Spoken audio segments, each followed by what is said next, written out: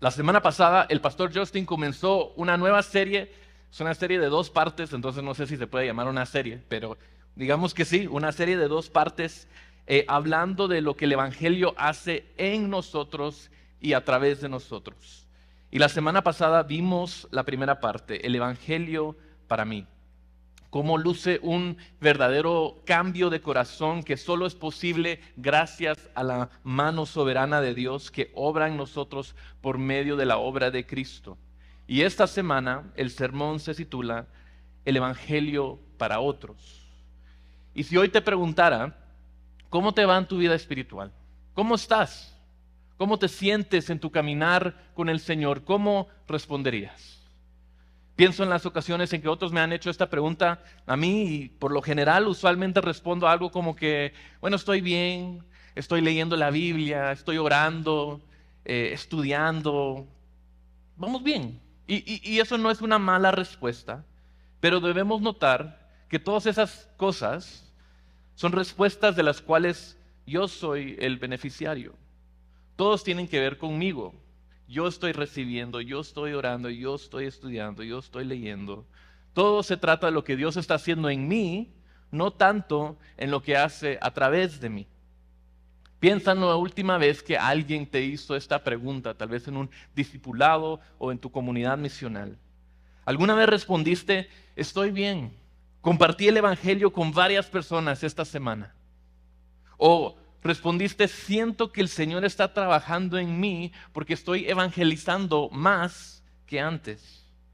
O comencé a discipular a alguien hoy, de mi trabajo, en mi familia.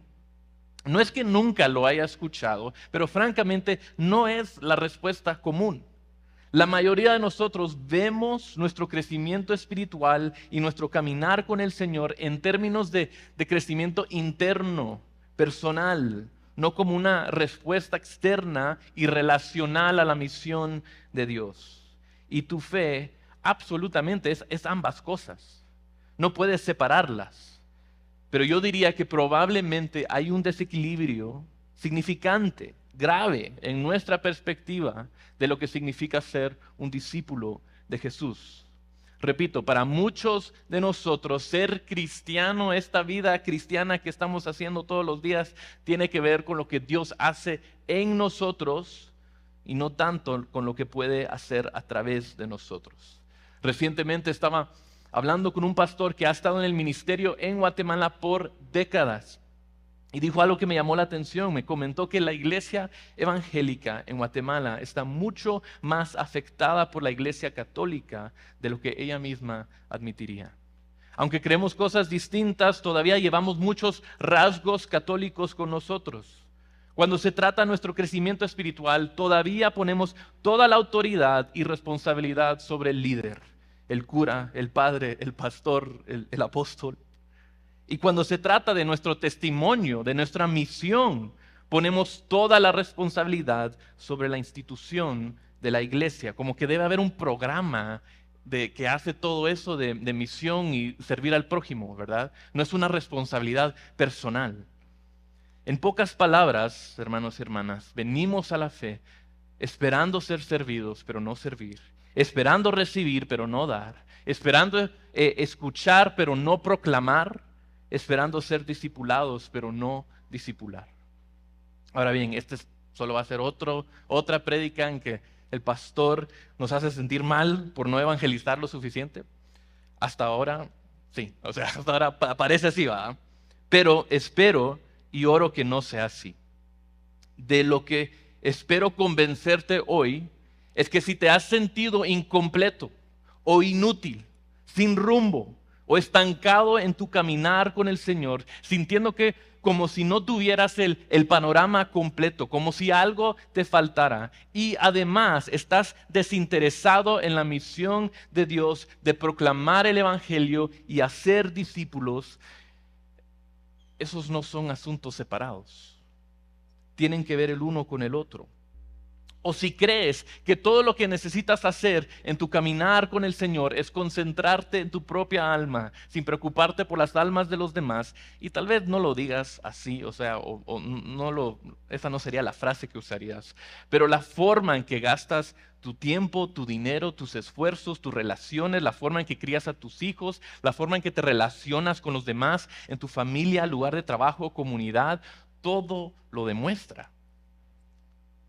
O si por un lado crees que la vida cristiana se trata de buscar experiencias sumamente espirituales, estos momentos de alta emoción, tal vez a través de música o alabanza, y dedicas todo tu tiempo para fabricar estos momentos de avivamiento para poder sentir algo. O por otro lado, si crees que la vida cristiana simplemente se trata de almacenar conocimiento teológico, saber más, poder explicar cualquier doctrina y por qué tú crees lo correcto y otros no.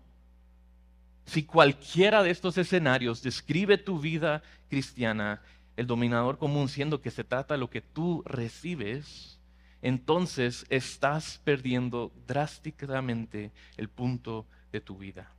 Y no solo estás perdiendo el punto, sino que te estás perdiendo del gozo, la satisfacción, el crecimiento que trae a tu vida el compartir a Jesús con los demás y vivir en obediencia al llamado de Dios de poner tu vista sobre las almas de otras personas. Así que lo que quiero proponerte hoy, lo que quiero que consideres es esto. Ser un discípulo de Jesús significa hacer discípulos de Jesús. Y si no lo estás haciendo, si no estás haciendo discípulos y proclamando con convicción el evangelio a quienes te rodean, deberías preguntarte ¿por qué? Pensemos en un momento en la primera y última vez que Jesús habló con sus discípulos. Al principio dice lo siguiente: Jesús dice a sus discípulos: vengan en pos de mí y los haré pescadores de hombres. Mateo 4. La primera vez que les habla, Jesús les dice inmediatamente a sus discípulos lo que sucederá si los siguen. No se trata de síganme y veremos qué pasa. No se trata de síganme y los haré más poderosos, más sabios, más ricos, más inteligentes de lo que puedan imaginar. Desde el inicio se trata de lo que Jesús hará a través de ellos. Sean mis discípulos y los usaré para ser más discípulos. ¿Y qué les dice al final de su ministerio terrenal? Justo antes de su ascensión, Jesús les dice a sus discípulos, Mateo 28, 19, vayan pues y hagan discípulos de todas las naciones, bautizándoles en el nombre del Padre y del Hijo y del Espíritu Santo, enseñándoles a guardar todo lo que les he mandado. Y recuerden, yo estoy con ustedes todos los días hasta el fin del mundo. Estos son los sujetalibros del ministerio de Jesús en la tierra. Lo que comienza en Mateo 4 como una metáfora de ser pescadores de hombres se convierte en una comisión explícita para todos sus discípulos. Vayan, hagan discípulos, bautícenlos, enséñenles y yo estaré con ustedes en cada paso del camino. Entonces hoy quiero dedicar nuestro tiempo a pensar en lo que significa la última parte del versículo 20 aquí, porque esta última oración lo cambia todo. Yo estoy con ustedes todos los días hasta el fin del mundo. A principios de este año, el movimiento de la Osana, una organización dedicada a la movilización de la iglesia para las misiones, publicó un informe, un reporte sobre el estado global de la iglesia. Y en este reporte encuestaron a más de 1,500 líderes cristianos de todo el mundo. Y la mayoría de ellos dijeron que menos del 50% de los cristianos en su región podrían decir en realidad qué es la Gran Comisión. Lo que acabamos de leer en Mateo 28. No podrían describir eso, definir qué es la Gran Comisión, y que un porcentaje aún menor no se sentiría preparado para compartir el Evangelio. La mayoría de los creyentes ni siquiera saben que Jesús llama a sus discípulos a ser discípulos, y los que lo saben no se sienten preparados para hacerlo. Si me preguntarían, ¿por qué? ¿Qué nos impide? ¿Por qué no obedecemos el llamado de Dios en nuestras vidas para compartir el Evangelio y hacer discípulos de Jesús?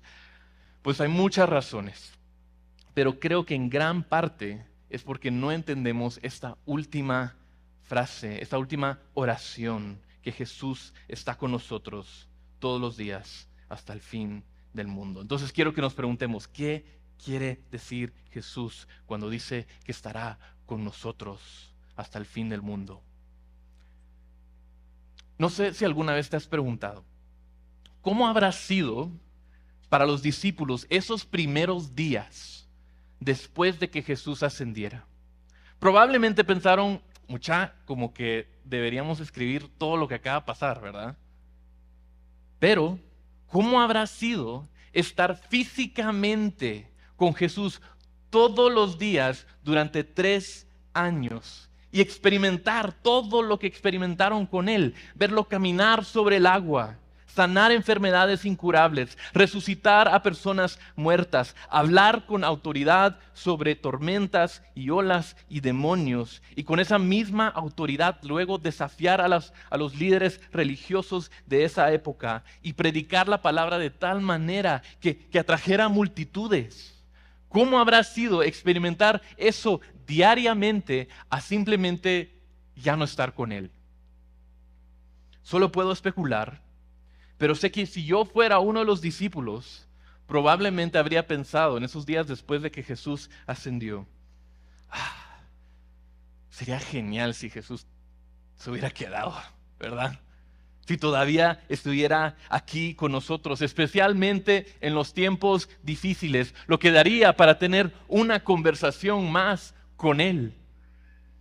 Y de hecho, creo que si te preguntara hoy, ¿preferirías ser un discípulo de Jesús cuando estuvo físicamente aquí en la tierra y podrías verlo, mirarlo en los ojos, cara a cara, y que pase mucho tiempo y que nadie diga nada? No sé si se acuerdan de esa. Pero, o sea, comer con Él, así como en The Chosen y todo, o sea, si pudieras escoger en tener esa experiencia o ser su discípulo hoy, yo creo que la mayoría de nosotros estaríamos como que esa primera opción suena nice. Imagínate si Jesús simplemente apareciera hoy, físicamente. Imagínate que entrara por la puerta de la bodega. Todos miren la puerta, los de allá atrás no van a poder. Imaginen que entrara por esa puerta y dijera, oigan, me gustaría ayudarlos a hacer ministerio en Guatemala. O sea, ¿no sería genial? ¿No nos emocionaríamos? Sería lo mejor. Sin embargo, Jesús nos dice que hoy, en realidad, tenemos algo mejor. Algo mejor que Jesús físicamente aquí para hacer ministerio entre nosotros. Leamos, abran sus Biblias a Juan capítulo 16. Vamos a leer empezando en el versículo 7.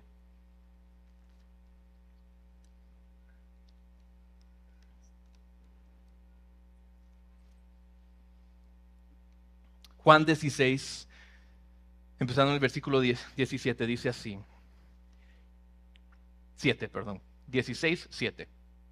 Pero yo les digo la verdad, palabras de Jesús, les conviene que yo me vaya, porque si no me voy, el Consolador no vendrá a ustedes. Pero si me voy, se lo enviaré.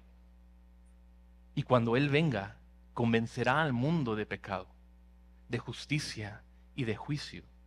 De pecado porque no creen en mí, de justicia porque yo voy al Padre y ustedes no me verán más, y de juicio porque el príncipe de este mundo ha sido juzgado. Aunque sus discípulos tal vez no lo entendieron al todo en ese momento, Jesús les está diciendo, no voy a estar físicamente aquí con ustedes para siempre, porque en realidad hay algo mejor. Les conviene que yo me vaya. Me voy para que el Consolador, el Espíritu Santo, pueda venir a ustedes. Y así es como Jesús estaría con ellos hasta el fin del mundo. El pastor J.D. Greear lo dice de esta manera y me encanta. lo único mejor que tener a Jesús a tu lado es tener a su Espíritu en ti. ¿Entiendes la diferencia? Cuando abrazas el Evangelio, no abrazas simplemente un conjunto de enseñanzas, no sigues simplemente a un maestro, sino que estás irrevocablemente unido y lleno de la manera más íntima y personal con la persona de Dios mismo. Su presencia no es algo a que te acercas o de lo que te alejes. Él siempre está contigo y te cambia hasta lo más profundo de tu ser. El Espíritu Santo es una persona y su presencia está en ti. Entonces Jesús no solo les da a sus discípulos la misión de hacer discípulos, les promete que su presencia estará no solo con ellos, sino en ellos. Esto es lo que destaca el cristianismo de otras religiones. No solo seguimos a Cristo, estamos unidos a Él, estamos en Cristo. ¿Te das cuenta de que aunque Jesús habló mucho sobre lo que significaba seguirlo durante su ministerio terrenal, los apóstoles de la iglesia primitiva en realidad no llaman a las personas a convertirse en seguidores de Jesús, a seguir a Jesús? El apóstol Pablo solo usa la palabra griega para seguir una vez. Y no es porque esté mal llamarnos seguidores de Jesús, sino porque tenemos una mejor descripción de nuestra relación con Cristo. Una mejor descripción de lo que pasa cuando recibimos el Espíritu Santo. El pastor John Piper lo dice así: el llamado más profundo del Nuevo Testamento no es seguir a Jesús como maestro, sino que Jesús es una identidad personal y viva que debemos revestir como una prenda o un nuevo yo. Mira Gálatas 3:27, porque todos los que fueron bautizados en Cristo, de Cristo se han revestido. Romanos 13:14, antes bien vístanse del Señor Jesucristo y no piensen en proveer para las lujurias de la carne. Efesios 4:24, y se vistan del nuevo hombre, el cual en la semejanza de Dios ha sido creado en justicia y verdad y santidad de la verdad. Este es el punto, iglesia. Todo este asunto de llevar el Evangelio al mundo y hacer discípulos no es posible a menos que tengas la presencia de Dios en ti, a menos que estés unido a Cristo y entiendas que Él siempre está contigo. Por eso Jesús les dice a sus discípulos que esperen a salir de la ciudad hasta que tengan el Espíritu. Mira, Lucas 24:49, y les pido perdón por estar saltando a tantos lugares, allá están todas las referencias, ¿verdad? Pero en Lucas 24:49 dice, por tanto, yo enviaré sobre ustedes la promesa de mi Padre, pero ustedes permanezcan en la ciudad hasta que sean investidos con poder de lo alto. El Espíritu prometido por el Padre a los discípulos de Jesús es la garantía de que la misión que les ha sido encomendada será exitosa. No porque sean buenos para hacerlo, no porque sean los líderes más inteligentes o estratégicos, sino porque estarán investidos con el poder de lo alto. Tendrán al Consolador con ellos, estarán unidos en Cristo. La misión de hacer discípulos es esencial para la iglesia, es la misión de la iglesia. Y no la podemos llevar a cabo a menos que el Espíritu esté en nosotros, a menos que estemos vestidos de Cristo. Entonces, ¿cuál es el problema? Pues creo que muchos de nosotros realmente no sabemos qué hacer con el Espíritu Santo. No sabemos qué hacer con esa relación. ¿Cómo te relacionas con el Espíritu Santo? Jesús, el Padre, eso es como un poco más sencillo, más directo, entiendo esas relaciones. Pero ¿qué significa vivir con el Espíritu en nosotros? ¿Y cómo debemos relacionarnos con Él? Hay algunos de nosotros en un extremo que ya lo mencioné un poco, pero tal vez nos emocionamos demasiado cuando mencionamos al Espíritu Santo y casi nos relacionamos con Él de maneras místicas que se desencadenan por experiencias emocionales. Cuando la música se pone buena, el pianito manipulador, ¿verdad? Otros, en el otro extremo, básicamente lo ignoran. Me gusta cómo lo dice J.D. Greer. Dice, algunos de nosotros nos relacionamos con el Espíritu Santo de la misma manera que nos relacionamos con nuestra glándula pituitaria, que es en el cerebro, para los que no saben. Estamos agradecidos de que esté ahí, sabiendo que es esencial para algo, pero sin prestarle mucha atención. Esto es un problema, ¿verdad? Jesús nos ha dado una misión y la presencia del Espíritu para que obedezcamos y cumplamos su mandato, pero ni siquiera sabemos qué hacer con él. Y entonces nuestra obediencia se queda corta. Y el Evangelio no da luz en lugares oscuros y no se hacen discípulos. Y terminamos gastando nuestro tiempo obsesionándonos con inventar experiencias emocionales o con simplemente tener la teología correcta y saber las cosas correctas sin jamás hacer discípulos por el poder del Espíritu Santo. Debemos evitar ambos extremos a toda costa. Para crecer verdaderamente como discípulo, iglesia, de tal manera que te lleve a ser discípulos, debes proteger tu corazón contra la creencia de que todo lo que necesitas son experiencias o una mente llena de conocimiento correcto. Lo que tú y yo necesitamos en realidad es mucho más simple. Necesitamos profundizar en el Evangelio, vestirnos de Jesús. En Efesios, Pablo dice que a medida que nos volvemos más conscientes personalmente de la grandeza del amor de Dios en Cristo, experimentamos toda la plenitud de Dios. En Gálatas, Pablo le recuerda a la iglesia que no recibimos el Espíritu por nuestras obras, sino por las obras de Cristo, aplicadas a nosotros por medio de la fe en Él. El pastor Justin mencionó esto la semana pasada. A través del Evangelio, Dios nos cambia y nos capacita para obedecerlo. Y cuando lo hacemos, nuestra obediencia no solo nos sirve a nosotros, sino que cambia el mundo. Nuestro testimonio tiene el poder de traer luz a un mundo lleno de oscuridad. Y comienza todo con el Evangelio. Y por eso quiero continuar con quizás uno de los pasajes que nos muestra más claramente nuestra necesidad de profundizar en el Evangelio por el bien de la misión de Dios. Pueden ir a 2 Corintios 5, capítulo 5, y vamos a leer empezando en el versículo 17. 2 Corintios 5. Vamos a ir leyendo y haciendo observaciones un versículo a la vez. ¿Ok? Versículo 17.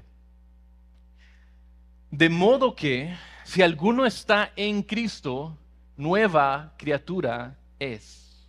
Las cosas viejas pasaron, ahora han sido hechas nuevas. Ahí está esa frase otra vez, ¿verdad? En Cristo. Esta es nuestra identidad fundamental. No solo lo seguimos, estamos en Él, su Espíritu está en nosotros. ¿Y qué significa esto? Que ahora somos una nueva creación, nuevas criaturas. La unión con Cristo significa que obtenemos todo, somos justificados, santificados, reconciliados, adoptados, glorificados y mucho más. Nuestro viejo yo, el yo quebrantado por el pecado, ha desaparecido. Estamos siendo restaurados a nuestro diseño original, ser como Jesús. Y ahora podemos vivir como Jesús lo hizo. Versículo 18. Y todo esto procede de Dios. No pasemos por alto el énfasis aquí. Es Dios quien obra en nosotros. ¿Y qué hizo? Nos reconcilió con Él mismo por medio de Cristo. Y nos dio el ministerio de la reconciliación. Esto suena muy parecido a sígueme y los haré y los haré pescadores de hombres, ¿verdad? Jesús nos reconcilia con Dios y luego nos hace ministros de la reconciliación. Y la reconciliación es una forma muy hermosa de ver la salvación. Hay muchas imágenes de la Biblia que nos describen lo que el Evangelio logra en nuestra salvación. Un comentarista dice lo siguiente: mientras que para la justificación la esfera es el tribunal y para la santificación el templo, Para la redención, el mercado, y para la adopción, la familia, la esfera de la reconciliación es la amistad. Dios ve nuestra rebelión y envía a su Hijo para pagar el precio de nuestros pecados y borrar todo lo que se interponía entre nosotros y una relación, una amistad restaurada con Él. Somos reconciliados con Él a través de Cristo. Pero eso no es todo. Él también nos da un ministerio de reconciliación. ¿Qué significa tener un ministerio de reconciliación? Sigamos leyendo. Versículo 19. Es decir, que Dios estaba en Cristo reconciliando al mundo con Él mismo, no tomando en cuenta a los hombres sus transgresiones. En este versículo Pablo profundiza un poco más en el Evangelio. No es solo que Jesús vino a reconciliarnos con Él, sino que vino a reconciliar a todo el mundo. Y aquí no está diciendo que cada persona será salva, porque entonces ¿qué sentido tiene compartir el Evangelio si ya todos están salvos? Sino que está ampliando el alcance y el ámbito de la misericordia de Dios. Esto es un recordatorio de la gran comisión. No solo estamos llevando el Evangelio a Jerusalén, Judea y Samaria, sino a todas las naciones del mundo, judíos y gentiles. Y explica aún más cómo se ve la reconciliación. No toma en cuenta las transgresiones de los hombres. Estar reconciliado con Dios a través de Cristo significa que cuando Dios nos mira, no ve nuestro pecado, sino la justicia de Cristo. Nuevamente, esta es nuestra identidad. Estamos en Cristo, nos revestimos de Cristo, nos vestimos de su justicia, Él quita nuestro pecado y luego veamos lo que dice Pablo. Y nos ha encomendado a nosotros la palabra de la reconciliación. Si tú te has reconciliado con Dios en Cristo, también has sido comisionado con una palabra, con un mensaje. Dios obra en ti, pero también a través de ti. Y eso es lo que debes meditar, una vida que recibe el mensaje de reconciliación, pero que no lo proclama. Es una contradicción. Cada cristiano ha sido llamado a hablar la palabra del Evangelio con claridad, con convicción. Como cristianos no podemos simplemente tratar de dar una buena impresión con nuestro comportamiento, no podemos simplemente dar abrazos o buenas vibras a la gente. Todo esto puede ayudar, pero si queremos que otros se reconcilien con Dios, debemos predicar el Evangelio. Existe esa famosa cita, predica el Evangelio, si es necesario, usa palabras, y entiendo lo que quiere decir. Quiere decir que debemos vivir lo que estamos haciendo, que las acciones hablan más que las palabras, pero la Escritura es clara. El ministerio de la reconciliación que pertenece a cada creyente, no solo a los pastores, no solo a los líderes del ministerio, todos tenemos un ministerio de comunicación, de hablar. ¿Cómo lo sabrán si no lo escuchan? ¿Y cómo lo escucharán si nadie se los dice? Sigamos leyendo, versículo 20. Por tanto, somos embajadores de Cristo, como si Dios rogara por medio de nosotros. Palabras fuertes. Como si Dios rogara por medio de nosotros, en nombre de Cristo les rogamos, reconcíliense con Dios. Este versículo resume todo lo que hemos tratado de decirles hoy, y este es el punto. Jesús no va a entrar físicamente a la bodega hoy. Jesús no va a entrar físicamente a tu oficina o a tu lugar de trabajo. Él no va a entrar físicamente a tu casa o a las casas de tus amigos y familiares que son incrédulos. Pero ¿sabes quién lo hará? Tú. ¿Y sabes quién está en ti? Jesús. Entonces, ¿cuál es el llamado de Dios para tu vida? Ser su embajador, ser su representante delante del mundo. Lo cual significa que si quieres que otras personas lleguen a conocer a Jesús, a recibir el regalo de la salvación y ser reconciliados y perdonados por Dios, la única manera de que eso suceda es si escuchan acerca de Él. Y solo escucharán acerca de Él de tu boca. Verás, existe esta dinámica interesante en el Evangelio. Hay una conexión inseparable entre ser representado por Cristo y ser un representante de Cristo. Y eso es lo que quiero decir con eso. Cuando yo muera, y no estoy diciendo que literalmente va a suceder así, pero digamos que voy a las puertas, llego a las puertas del cielo y ahí está Dios Padre en su trono y a su diestra está Jesús. Y Dios me pregunta, ¿por qué debería dejarte entrar al cielo? La única respuesta correcta es esta: yo no hice nada para merecer estar en tu presencia. Y entonces me pararía detrás de Jesús y diría, pero estoy con Él. Eso es lo que significa que Jesús sea tu representante ante Dios y que su justicia se convierta en la tuya. Eso es lo que dice el versículo 21. Al que no conoció pecado, lo hizo pecado por nosotros para que fuéramos hechos justicia de Dios en Él. En la cruz, Jesús fue nuestro representante. Él sufrió la consecuencia de nuestro pecado, la muerte. Pero no solo quitó nuestro pecado, también nos dio su justicia. Ese es el intercambio glorioso de la cruz. Y ahora venimos delante de Dios vestidos de la justicia de Jesús. Y cuando el Padre nos ve, es como si estuviésemos parados detrás de Jesús. Y Jesús es todo lo que Dios ve. Delante de Dios, Jesús es nuestro representante. Pero hay otra dimensión en nuestra relación con Jesús. Porque si nos pusiéramos de pie frente al mundo entero y nos preguntáramos, ¿qué hacemos ahora con este mundo roto, lleno de oscuridad, injusticia, sufrimiento y pecado? Jesús nos dice, vayan y represéntenme.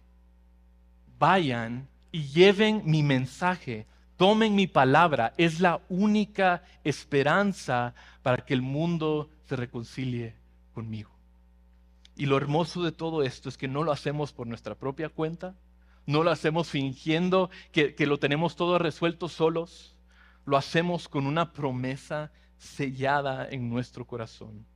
Yo estoy con ustedes todos los días hasta el fin del mundo.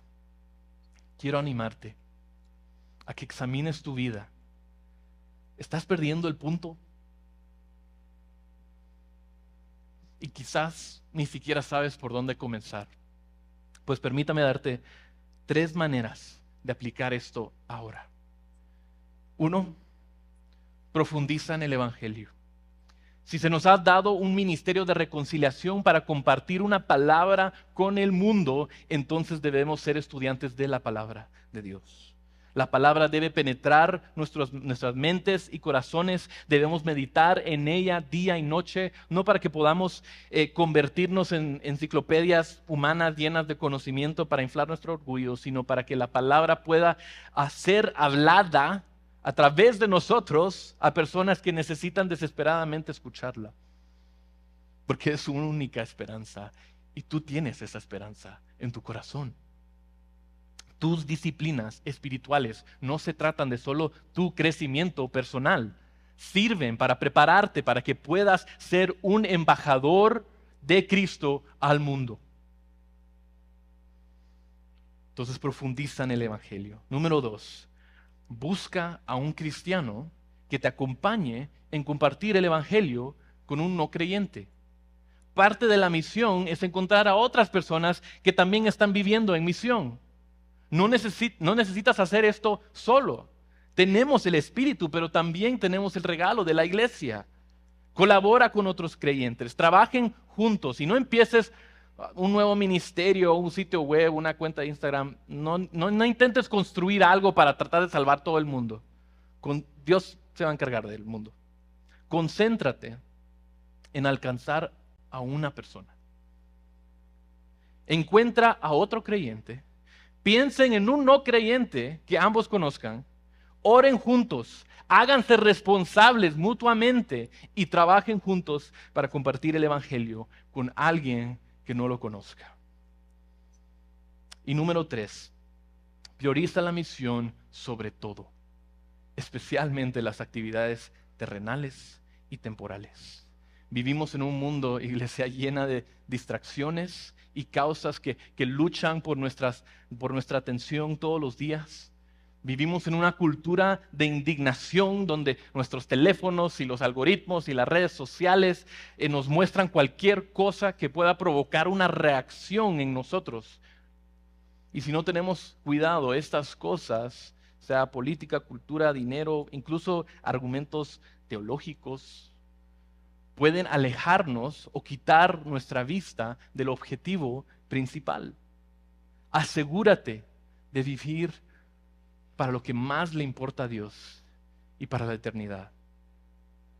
El misionero y poeta británico C.T. Studd lo dijo así: solo una vida pronto pasará, solo lo que se hace para Cristo durará. Nunca olvidemos la obra de Cristo, lo que Él ha hecho por nosotros en el Evangelio, porque sin un corazón lleno de Evangelio, un corazón con su espíritu, no podemos llevar a cabo su gloriosa misión. Entonces, iglesia, ¿qué mejor momento ahora para recordar su obra y celebrar la Santa Cena?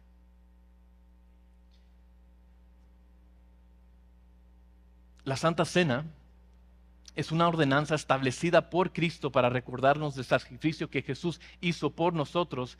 Y mientras nuestros servidores reparten los elementos, vale la pena decir que estos elementos en sí no son mágicos o místicos. No se tratan de los elementos en sí, sino de lo que representan. El pan representa su cuerpo, que fue quebrado por nosotros y clavado a una cruz, y el vino nos recuerda de su sangre, que fue derramada por el perdón de nuestros pecados.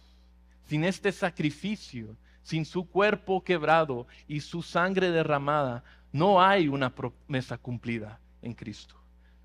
No hay una promesa de un Espíritu Santo. No hay una palabra que proclamar. Y es por eso que celebramos esto hoy. La Santa Cena es familiar, es una cena familiar, y esa familia se compone de personas que han creído y confiado en Jesús como su Señor y Salvador. Entonces, padres, si tus hijos aún no han confesado en Jesús, explícales, porque tú sí, explícales qué está pasando ahorita. No solo en este momento, pero cuando lleguen a sus casas esta noche, hablen acerca de este momento. Y quiero invitarles, iglesia, a que tomen un momento entonces para examinar su corazón.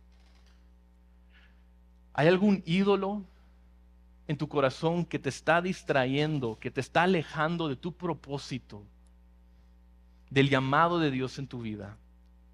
¿Hay algún pecado que confesar? Gracias. Toma este momento, unos minutos, para examinarte ante Dios y confesar tus pecados.